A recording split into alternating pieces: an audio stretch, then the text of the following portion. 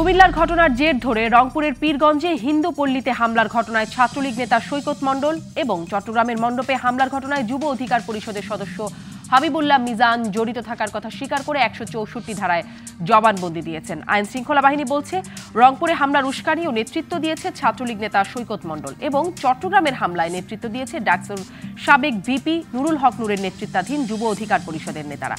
শুধু এবারই নয়, এর আগেও সুনামগঞ্জের শাল্লা সহ বিভিন্ন জায়গায় সাম্প্রদায়িক হামলায় ছাত্র নেতাদের নেতৃত্ব দেওয়ার অভিযোগ এসেছে।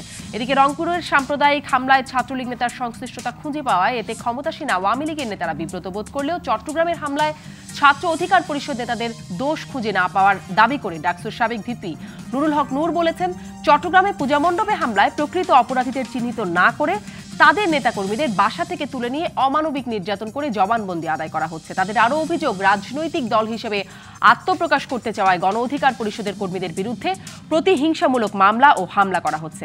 এদিকে বাংলাদেশ ছাত্র ইউনিয়নের অভিযোগ, রাজনৈতিক ফায়দা হাসিলের উদ্দেশ্যে আওয়ামী লীগের মদদে সারা দেশে সাম্প্রদায়িক সহিংসতা চালানো হয়েছে। এমন সাম্প্রদায়িক সহিংসতায় ছাত্ররা, তরুণরা কেন? এই আলোচনায় আজ রাজকাহনে আমার সাথে যুক্ত আছেন বাংলাদেশ ছাত্রলীগের কেন্দ্রীয় কমিটির ভাইস প্রেসিডেন্ট ইয়াজ আল রিয়াদ। আমাদের সঙ্গে যুক্ত হবেন ডাকসুর সাবেক ভিপি নুরুল হক নূর এবং আমাদের সঙ্গে আছেন এই মুহূর্তে বাংলাদেশ ছাত্র ইউনিয়নের সাবেক সভাপতি মেহেদী হাসান নোবেল। স্বাগত জানাচ্ছি আপনাদের দুজনকেই আজকে রাজকাহনে। আশা করছি নুরুল হক নূরকেও আমরা কিছুক্ষণের মধ্যেই পেয়ে যাব। আমি ইয়াজ আল রিয়াদ, আপনার কাছ থেকে শুরু করি। রংপুরের পীরগঞ্জের সেই ঘটনায় ছাত্রলীগ নেতা সৈকত মণ্ডলের নেতৃত্ব দেওয়া অগ্নিসংযোগের ঘটনায় এবং র্যাবের হাতে অভিযুক্ত হিসেবে গ্রেপ্তারও হয়েছেন, তিনি স্বীকারোক্তিও দিয়েছেন ১৬৪ ধারায়। আপনি কি একজন ছাত্রলীগ নেতা হিসেবে এই বিষয়টিতে বিব্রত বোধ করেন এবং পুরো সংগঠন কি এতে বিব্রত কিনা? ধন্যবাদ ডিবিসি আজকে রাজকাহনের উপস্থাপিকা আমার শ্রদ্ধেয় শারমিন চৌধুরী আপা সহ যারা অতিথি আমার সাথে রয়েছেন এবং যারা শুনছেন, ডিবিসির সকল শ্রোতাকে জানাচ্ছি বাংলাদেশ ছাত্রলীগ কেন্দ্রীয় নির্বাহী সংসদের পক্ষ থেকে শুভেচ্ছা এবং অভিনন্দন। আপা, আপনি যে আপনি বলে দিয়েছেন, আসলে বিব্রত বোধ আমি করি। আমাদের আওয়ামী লীগের নেতারাও বিব্রত বোধ করে এবং আমি লীগের একজন কর্মী হিসাবে নিশ্চয়ই বিব্রত বোধ করি, কেননা অতীত ইতিহাস অতীতের সাথে এটি মোটেও সাংঘর্ষিক একটি কাজ। কারণ ছাত্রলীগ বঙ্গবন্ধু শেখ মুজিবুর রহমানের নিজ হাতে করা ছাত্র সংগঠন, যে ছাত্র সংগঠন অন্যতম লক্ষ্য হচ্ছে শিক্ষা, শান্তি এবং প্রগতির কথা বলা হচ্ছে যে ছাত্র সংগঠনে, সেখানে সাম্প্রদায়িক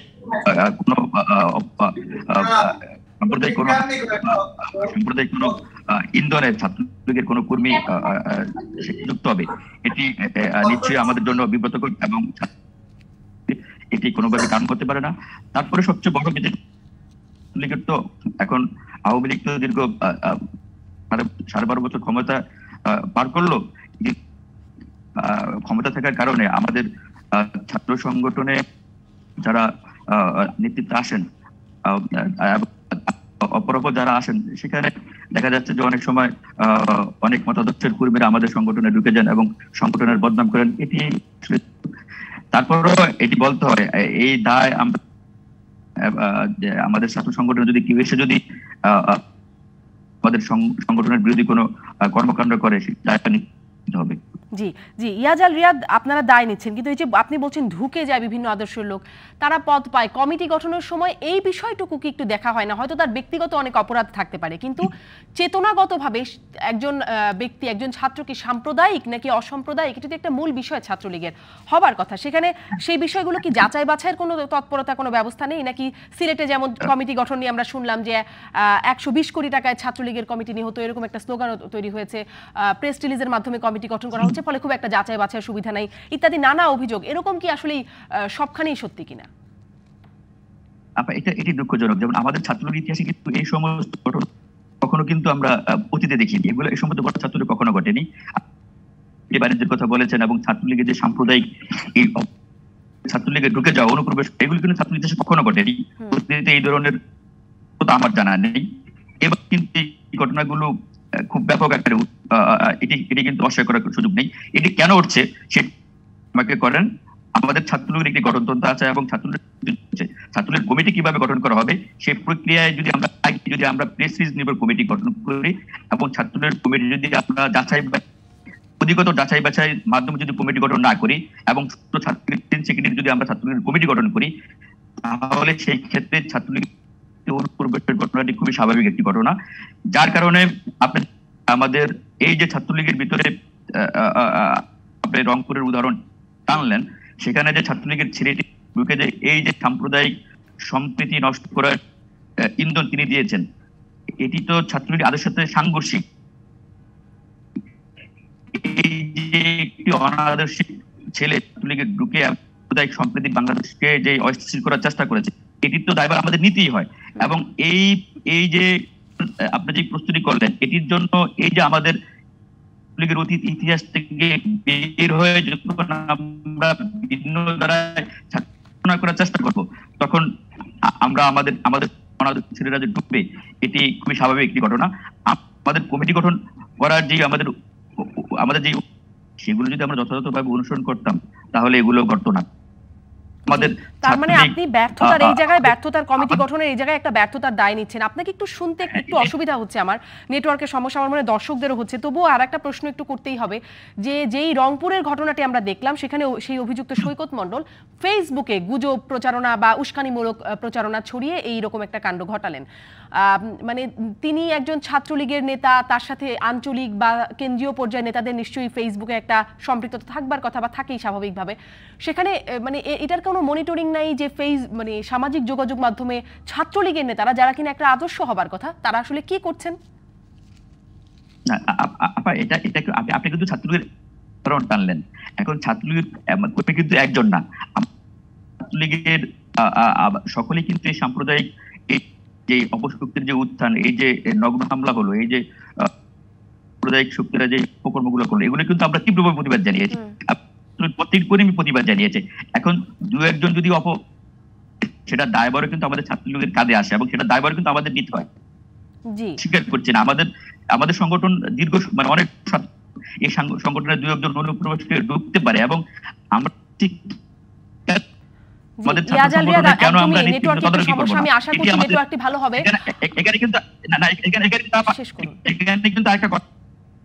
আমাকে যে প্রশ্ন করলেন, রংপুরে কিন্তু আমাদের যেমনি করে একজন ছাত্রলীগের কর্মী বা নেতা, আমাদের কিন্তু বাকি ছাত্রলীগের নেতা কর্মীরা কিন্তু রংপুরের গিয়ে কিন্তু তারা কিন্তু হিন্দুদের বাড়ি পাহারা দিয়েছেন, তাদেরকে বাড়িঘর তৈরি করার ব্যবস্থা। ধন্যবাদ জনাব রিয়াজ, আপনাকে ধন্যবাদ। ছাত্রলীগের কর্মীরা সেটা করেছে, কিন্তু আমার প্রশ্ন হচ্ছে, যখন ফেসবুকে এরকম গুজব ছড়ানো হলো বা উস্কানি ছড়ানো হলো, তখনই কেন এই প্রতিরোধটা হলো না? কেন সেটি থামানো গেল না?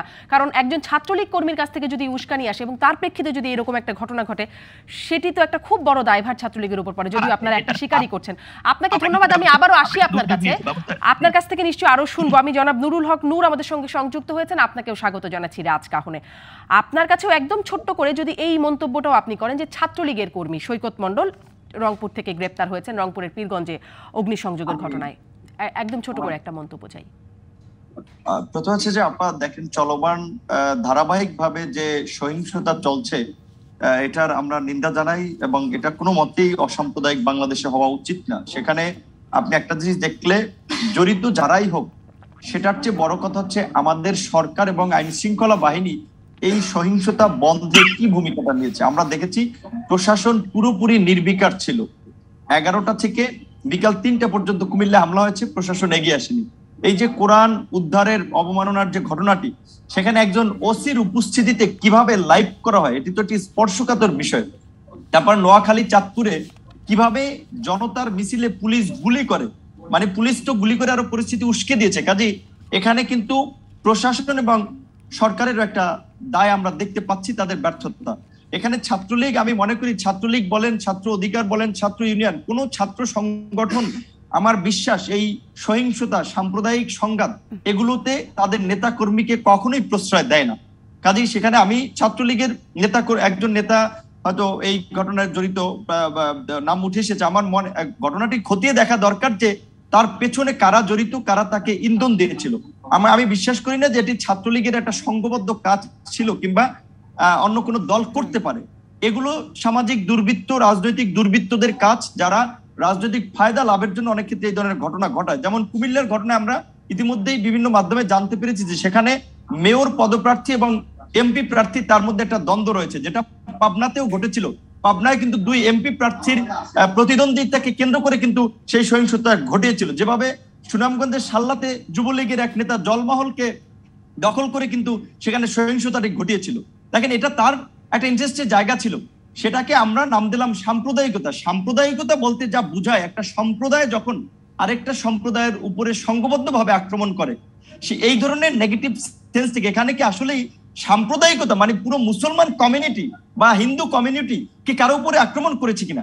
এখানে একদল দুর্বৃত্তরা হামলা করেছে। কাজে আমার মনে হয় আমাদের ডেফিনিশনে সেটা হোক সাংবাদিক, সুশীল সমাজ, আলোচক, তাদেরও একটু গুরুত্ব দেওয়া উচিত যে আসলে আমরা যেই ঘটনাগুলোকে সাম্প্রদায়িক বলছি, এটা কি সাম্প্রদায়িক না দুর্বৃত্তদের কাজ? নিশ্চয়ই দুর্বৃত্তরা। নুরুল হক নূর, কিন্তু দুর্বৃত্তরা তো একটা সম্প্রদায়ের উপর হামলা করেছে, বিশেষত হিন্দু সম্প্রদায়ের উপর। দুর্বৃত্তরা যে কোনো মানে র্যান্ডম হামলা করেনি, শুধুমাত্র তারা একটা বিশেষ সম্প্রদায়কে টার্গেট করে হামলা করেছে। সেই হিসেবে তো একটা সাম্প্রদায়িক সহিংসতা বটেই, একটা সম্প্রদায়ের উপর এই সহিংসতা হচ্ছে। আপনার সাথে আমি একমত যে হামলা এই যে বিশেষ করে হিন্দু সম্প্রদায়ের চেয়ে প্রথমে টার্গেট ছিল বিভিন্ন মণ্ডপ, মন্দিরের প্রতিমা ভাঙচুর। কাজে এটাতে বিশেষ করে হিন্দু সম্প্রদায়কে টার্গেট করা আছে, কিন্তু এটা কারা করেছে, তারা কি আরেকটা সম্প্রদায় কিনা আসলে সেটা আমাদেরকে বুঝতে হবে। এটা আমরা সন্ত্রাসী হামলা, দুর্বৃত্তদের হামলা বলে আখ্যায়িত করতে পারি, কারণ এর কারণে কিন্তু আমার দেশের ভাবমূর্তি প্রশ্নবিদ্ধ হচ্ছে। আমরা প্রশ্নবিদ্ধ হচ্ছি যে আমাদের দেশে কমিউনাল রায়ট চলে বা সাম্প্রদায়িকতা আছে। কাজে এখানে আমি মনে করি আমাদের এই ঘটনাগুলোকে সঠিকভাবে চিত্রায়িত করতে হবে, এবং কোন ঘটনাকে আমরা সাম্প্রদায়িক বলবো, কোন ঘটনাকে দুর্বৃত্তদের আক্রমণ বলবো, রাজনৈতিক দুর্বৃত্তদের বলবো, এগুলো আমরা যদি নাই করে জেনারেল ভাবে যদি আসলে একেবারে গতানুগতিক কথাবার্তা বলি, আমি পরের অংশে একটু শুনবার চেষ্টা করব আপনাদের কাছ থেকে যে সাম্প্রদায়িকতা কি নেই, মানে শুধুমাত্র উপস্থাপিত হচ্ছে বিষয়টি। আমাদের মধ্যে সাম্প্রদায়িকতা বা সমাজের মধ্যে, রাজনীতির মধ্যে সাম্প্রদায়িকতার উপস্থিতি কি খুব লঘু একটা ব্যাপার? এটা একটু পরে আলোচনা করি। কিন্তু চট্টগ্রামে আপনার সংগঠন যুব ও ছাত্র অধিকার পরিষদের 9 নেতাকে গ্রেপ্তার করা হয়েছে। 164 ধারায় জবানবন্দিও দিয়েছেন হাবিবুল্লাহ মিজান। আপনি বলছেন যে জড়িত থাকার বিষয়টি আপনি অস্বীকার করছেন, সেখানে এখনো কি আপনি সেই অবস্থানে আছেন? আমি একটা কথা বলছিলাম যে সামনে আপা, যে প্রশাসনের সাথে চট্টগ্রামের ডিসি দক্ষিণ কোতোয়ালি থানার ওসি নিজামুদ্দিনের সাথে আমি কথা বলেছিলাম। তারা বলেছিল যে তারা জড়িত ছিল, এটার সিসিটিভির ফুটেজ আছে, সেটা দেখে আমরা গ্রেফতার করেছি। তখন আমি তাদেরকে অনুরোধ করেছিলাম যেহেতু এটি একটি স্পর্শকাতর ঘটনা, যে দল বা যারাই জড়িত থাকুক সিসিটিভি ফুটেজ প্রকাশ করে ব্যবস্থা নিন। যেভাবে কুমিল্লার ঘটনায় সিসিটিভির ফুটেজ প্রকাশ করা হয়েছে, স্বরাষ্ট্র মন্ত্রণালয় তো সমস্ত গণমাধ্যমগুলোকে দিয়েছে এটা প্রচার করার জন্য। চট্টগ্রামের ঘটনায় প্রথমত হচ্ছে আমি বলি সেখানে ভাঙচুর বা হামলার কিন্তু ঘটনা ঘটেনি। সেখানে আমি যেটা জানতে পেরেছি, একটা মিছিল থেকে ওই আপনার জেমসন মণ্ডপের যে গেটের ব্যানার ছিঁড়ে ফেলা হয়েছিল। তো তারপরে আমরা বলছি যারা জড়িত তাদের বিরুদ্ধে ব্যবস্থা নিতে হবে, কিন্তু আমাদের নেতা কর্মীদেরকে রাজনৈতিক ভাবে ফাঁসানো হয়েছে এবং তাদেরকে গ্রেপ্তার করে প্রথমে টাকা চাওয়া হয়েছিল যে মামলায় না জড়ানোর জন্য। তারপরে একটা ছেলেকে হাবিবুল্লাহ নিজাম, তাকে মেরে তারা এই যে আমি বলছি এখনো কারাগারে যদি আপনারা রিপোর্টার দিয়ে চেক করান দেখতে পাবেন তার হাতে পায়ে ফুলিয়ে ফেলেছে। তাকে মিথ্যা ক্রস ফায়ারের ভয় দেখিয়ে জবানবন্দি নিয়েছে যে তোমরা বলো যে নুরু তোমাদেরকে এই ঘটনার পরিকল্পনা দিয়েছে, 2 দিন আগে থেকে প্ল্যান হয়েছে। আমি কিন্তু স্পষ্ট ভাষায় বলছি যে আমার না, যে কোনো নেতাকর্মী যারাই জড়িত থাকুক তাদের বিরুদ্ধে দৃষ্টান্তমূলক ব্যবস্থা নিতে হবে। কিন্তু সরকার যেভাবে এই ধরনের বিভিন্ন ঘটনায় রাজনৈতিক প্রতিপক্ষকে দমন করার জন্য ব্যবহার করে, সেটা কিন্তু এখানেও আমরা দেখতে পাচ্ছি। বিএনপির 3 নেতাকর্মী 6 মাস ধরে হেফাজতের মামলায় জেলে, তাদেরকেও কিন্তু এই মামলা আসামি করেছে। এবং সরকারি কৌশলী পিপি বলছিল এটা পুলিশের খামখেয়ালি। এই যে পুলিশ যে এই সমস্ত ঘটনাতে গ্রেপ্তার বাণিজ্য করে, রাজনৈতিক প্রতিপক্ষকে দমনের জন্য সরকারি দলের নেতারা ব্যবহার করে, এটাও কিন্তু সত্য।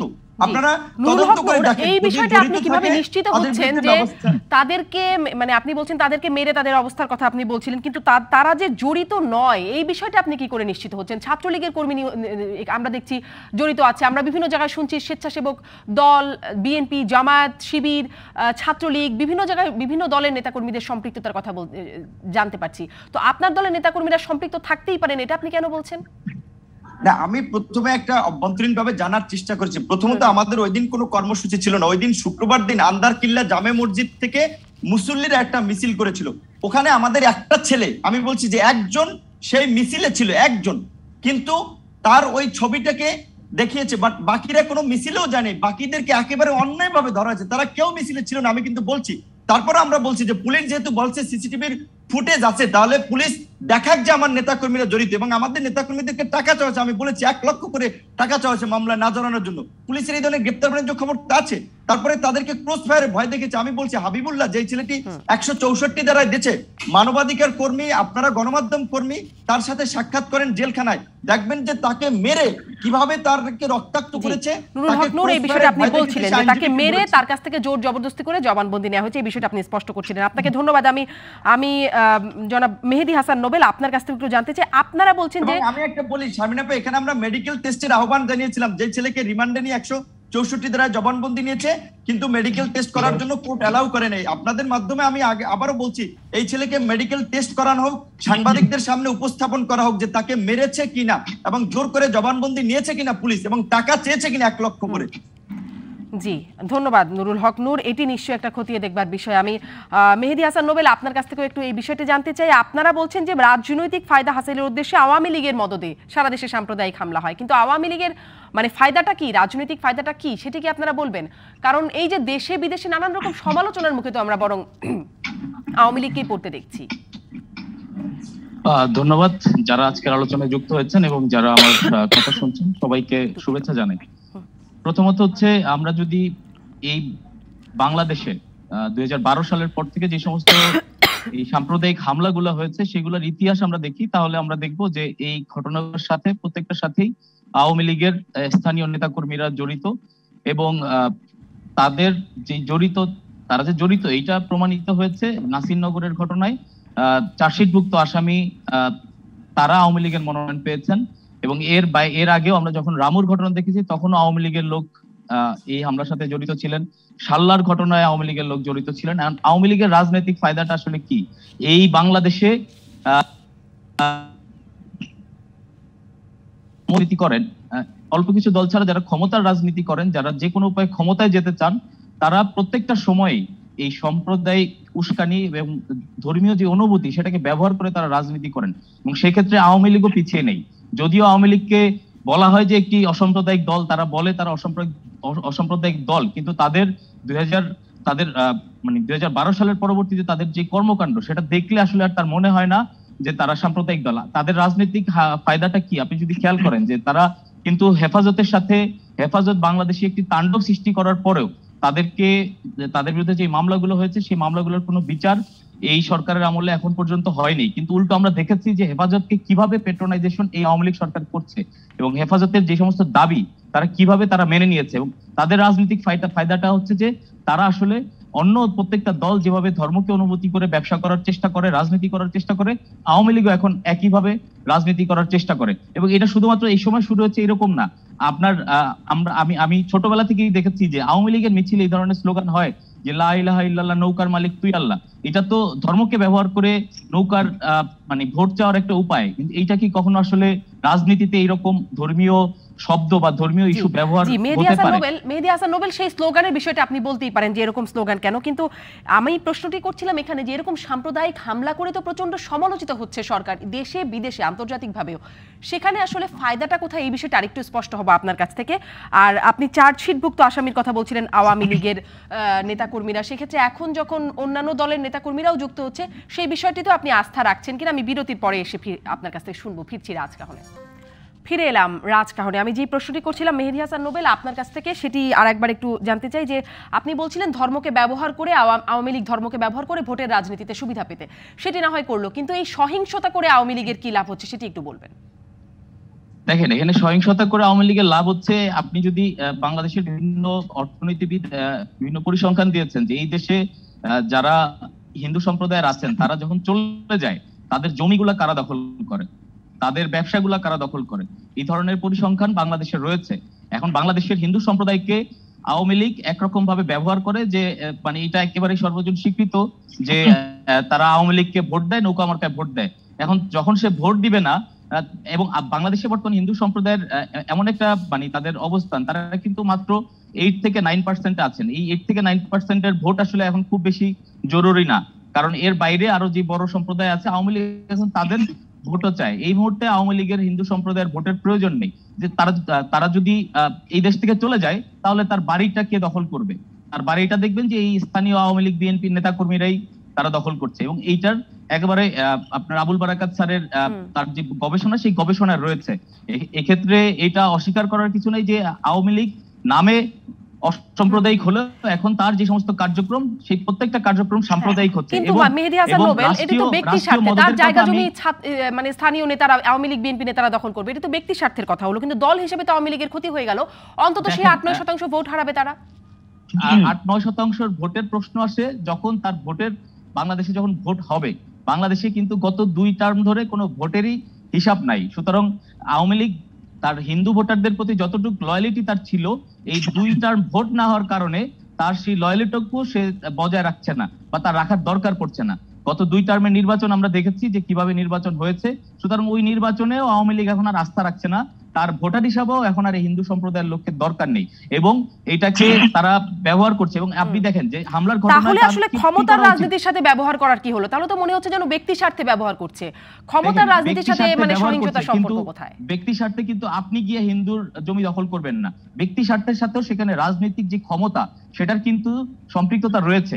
নিশ্চয়ই কোনো সাধারণ মানুষ গিয়ে একজনের বাড়ি দখল করে না, যে সমস্ত বাড়ি দখল হয় সেগুলো স্থানীয় প্রভাবশালী রাজনৈতিক নেতাকর্মীরাই দখল করে। এখানকে রাজনীতিকে বাদ দিয়ে ব্যক্তিকে হাইলাইট করার আসলে কোনো সুযোগ নেই। আপনি দেখেন যারা নাসিরনগরে হামলা করলো তাদেরকে আওয়ামী লীগ পুরস্কৃত করলো, এবং তারা কেন পুরস্কৃত করলো? কারণ সেখানে জানে যে যারা হামলা করেছে তার সেই ক্ষমতা আছে, সেখানে সে মারধর করে সে সেখানে আওয়ামী লীগকে জিতিয়ে নিয়ে আসতে পারবে। এই কারণেই সে কিন্তু ওই জায়গায় সেই দিল। একজন মানে মানুষ কিন্তু ওই জায়গায় অনেক আওয়ামী লীগের অনেক বঞ্চিত নেতাকর্মী কিন্তু সেই জায়গায় নমিনেশন পায় না। যারা পায় তারা দেখবেন যে এই ধরনের ক্ষমতার সাথে, এই ধরনের তাদের যে পেটো মানে তাদের বাহিনী আছে, সেই বাহিনীগুলোর সাথেই জড়িত। এখন আন্তর্জাতিকভাবে মনোনয়নটা বাতিলও করা হয়েছে। মেহেদী হাসান নোবেল মনোনয়ন দিয়ে সেটা এবার এই বিতর্কের কারণে বাতিল করেছে। আমি আপনার কাছে আরেকটা বিষয় একটু বলবেন। আপনি বলছিলেন যে চার্জশিটভুক্ত নাসিরনগরে আওয়ামী লীগের নেতাকর্মীরা চার্জশিটভুক্ত আসামি, তার মানে আপনারা এই চার্জশিটের বিষয়টাতে আস্থা রাখছেন, মানে পুলিশ, যেটি কিনা নূর বলছিলেন যে পুলিশের এই তদন্তের উপরে একরকম অনাস্থার কথাই তিনি বলছিলেন, আপনারা এই চার্জশিট বা পুলিশের তদন্তে আস্থা রাখছেন? দেখুন, এখানে তো সেটা আদালতে প্রমাণ হবে নিশ্চয়ই। আমরা তো মানে চার্জশিটভুক্ত মানে হচ্ছে পুলিশ একটা তদন্তে তার সম্পৃক্ততা পেয়েছে বলেই চার্জশিটে তার নাম এসেছে, এবং সেটা সে মানে জড়িত কিনা সেটা তো আদালত তার পরবর্তীতে প্রমাণ করবে। কিন্তু এই ধরনের ঘটনার পরে আসলে এটাকে অস্বীকার করার তো আসলে উপায় নাই যে পুলিশের সব তদন্তেই আমরা অনাস্থা রাখি।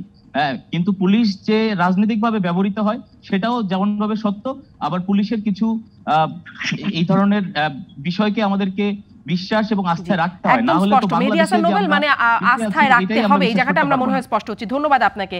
আমি একটু আপনার মানে দলের ভিতরে, ছাত্রদের ভিতরে সাম্প্রদায়িকতার বাইরে, মানে সাম্প্রদায়িকতা বিশ্বাস থেকে দূরে গিয়ে অসাম্প্রদায়িক চর্চা কি আসলে হয়? আমি ছাত্রলীগ, আপনারা বড় প্রতিষ্ঠান, আপনাদের কাছ থেকে শুরু করি ইয়াজ আল রিয়াদ, এখানে যে মানে দলের ভেতরে, সংগঠনের ভেতরে অসাম্প্রদায়িকতার চর্চা কোথায়, নাকি সাম্প্রদায়িকতায় মানে চর্চা চলতে থাকে, সেই বিষয়টাকে একটু বলবেন।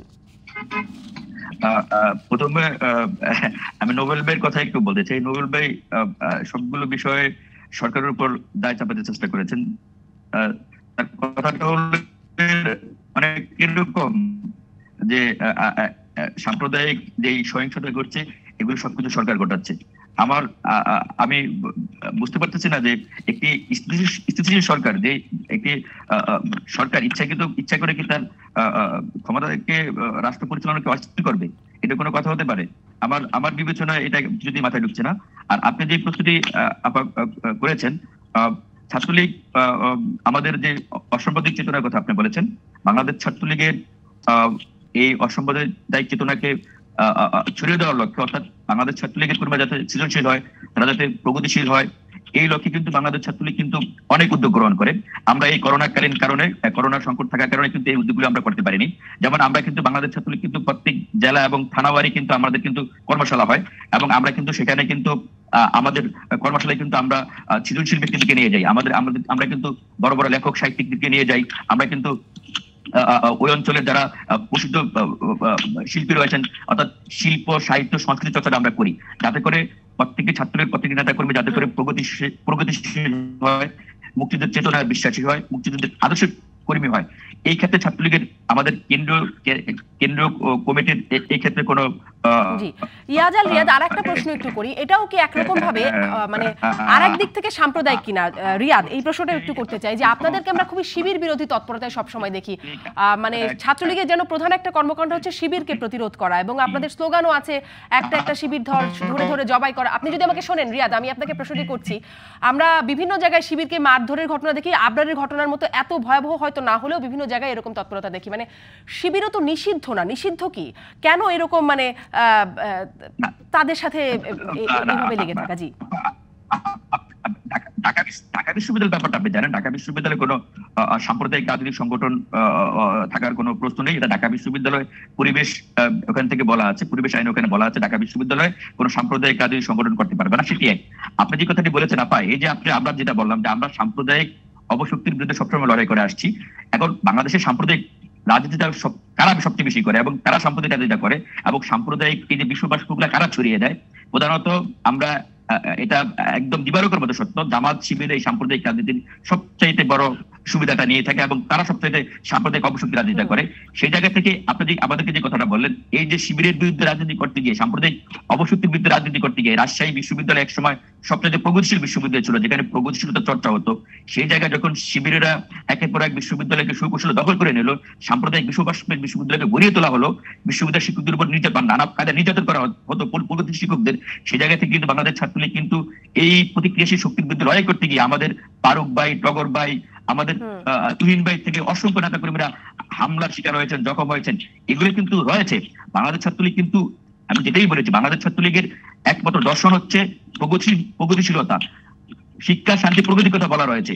সেই জায়গা থেকে সাম্প্রদায়িক অবশক্তির সাথে বাংলাদেশ ছাত্রলীগের কোশ্চেন কাল আপোষ ছিল না, সৃষ্টিকাল থেকে আপোষ ছিল না, মানে কিন্তু শিবির দেখলে এখন হামলা করতে হবে, এই দায়িত্বটা আপনাদেরকে দেয়।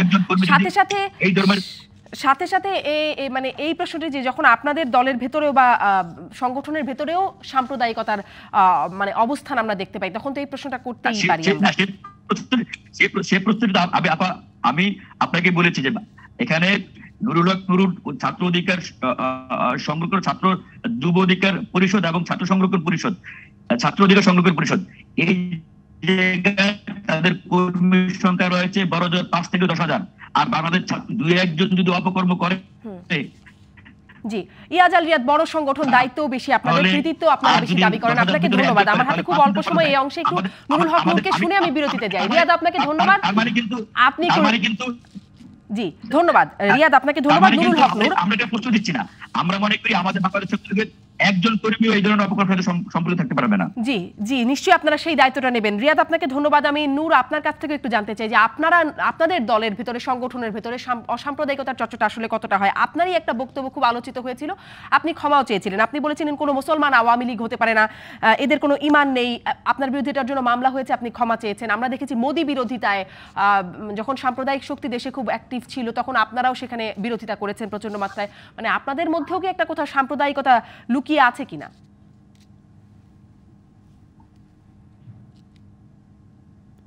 নূর মনে হয় তবে আপনি যে কথাটি বলছেন এটি ঠিক না। আমি এভাবে ঢালাও ভাবে বলিনি। আমার কথা কি এখন শোনা যাচ্ছে? স্পষ্ট আমার কথা কি শোনা যাচ্ছে? শুনতে পাচ্ছি নূর, শুনতে পাচ্ছি। জি, আমি কখনো এইভাবে ঢালাও ভাবে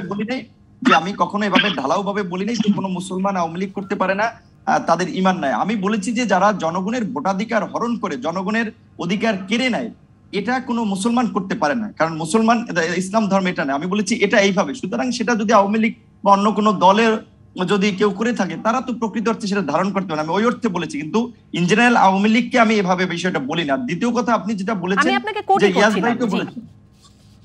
যে ইয়াস ভাইকেও যেটা বলছিলেন, শুনেন, বাস্তব হচ্ছে এখনকার ছাত্র রাজনীতিতে বাম ছাত্র সংগঠনগুলো ছাড়া বড় বড় ছাত্র সংগঠনগুলোর মধ্যে ন্যূনতম কোনো আদর্শের চর্চা নাই। তাদের আদর্শের চর্চা হচ্ছে হল দখল, ক্যাম্পাস দখল, নিজেদের আধিপত্য বিস্তার, টেন্ডারবাজি, ক্যাম্পাসের আপনার চাকরির নিয়োগ, বাণিজ্য, এই সমস্ত। আপনার ছাত্রলীগ কিংবা ছাত্রদলের মতো সংগঠন আমি বলছি, তারা এই কোনো আদর্শের চর্চা ন্যূনতম নাই।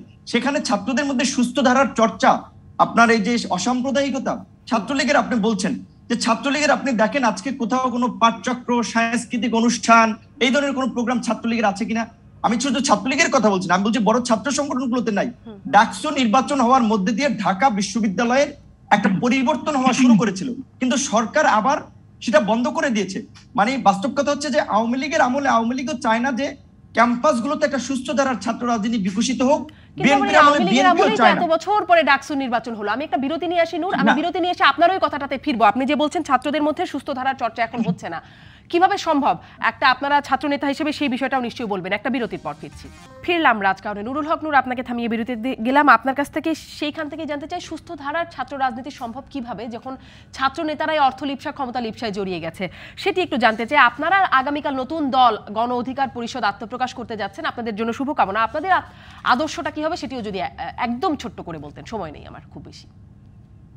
আমরা হচ্ছে দলের ক্ষেত্রে আমরা গণতন্ত্র, আইন, ন্যায় বিচার, জাতীয় স্বার্থ এবং অধিকারকে আমরা প্রাধান্য দিচ্ছি, এবং অবশ্যই আমরা মুক্তিযুদ্ধের আকাঙ্ক্ষায় একটা বৈষম্যহীন, গণতান্ত্রিক, অসাম্প্রদায়িক এবং সমৃদ্ধ বাংলাদেশ বিনির্মাণ করার লক্ষ্য উদ্দেশ্যে আগাচ্ছে। এখন আপনি যেটা বলছিলেন সুস্থ ধারার ছাত্র রাজনীতির জন্য, আমি মনে করি যে আজকে দীর্ঘ 28 বছর ধরে যে ছাত্র সংসদ নির্বাচনগুলো নাই, এই নির্বাচনগুলো আয়োজন করা দরকার, এবং বড় বড় রাজনৈতিক দলগুলো ছাত্র সংগঠনকে যেভাবে রাজপথের একটা লাঠিয়াল বাহিনী হিসেবে ব্যবহার করে প্রতিপক্ষকে দমনে, এইটাকে সরে আসতে হবে। কারণ আজকে ছাত্র ইউনিয়ন কিংবা বাম সংগঠনের বিরুদ্ধে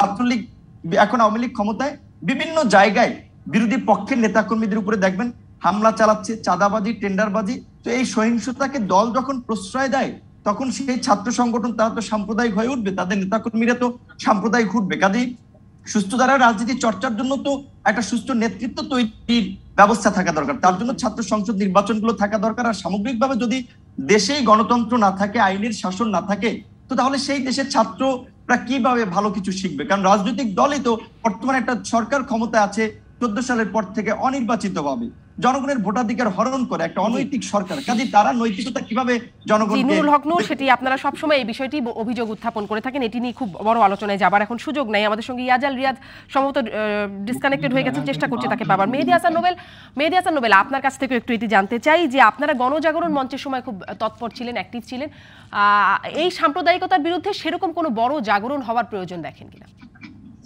দেখেন, ধন্যবাদ। আমরা শুধু গণজাগরণ মঞ্চ না, আমরা মনে করি যে বাংলাদেশ যেই অসাম্প্রদায়িক স্বপ্ন নিয়ে স্বাধীন হয়েছিল, সেই স্বপ্ন আমরা এখনো বাস্তবায়ন করতে পারিনি, এবং সেই স্বপ্নের সাথে প্রতিনিয়ত যারা ক্ষমতায় এসেছে তারা সেই স্বপ্নের সাথে বেইমানি করেছে, এবং সেটা আওয়ামী লীগ থেকে শুরু করে এরশাদ, বিএনপি, সবাই সেই স্বপ্নের সাথে তারা বেইমানি করেছে, এবং তারা এক ধরনের রাজনীতির হাতিয়ার হিসাবে এই যে মানে অসাম্প্রদায়িকতাকে ব্যবহার করেছে, কেউ ব্যবহার করেছে সাম্প্রদায়িকতাকে।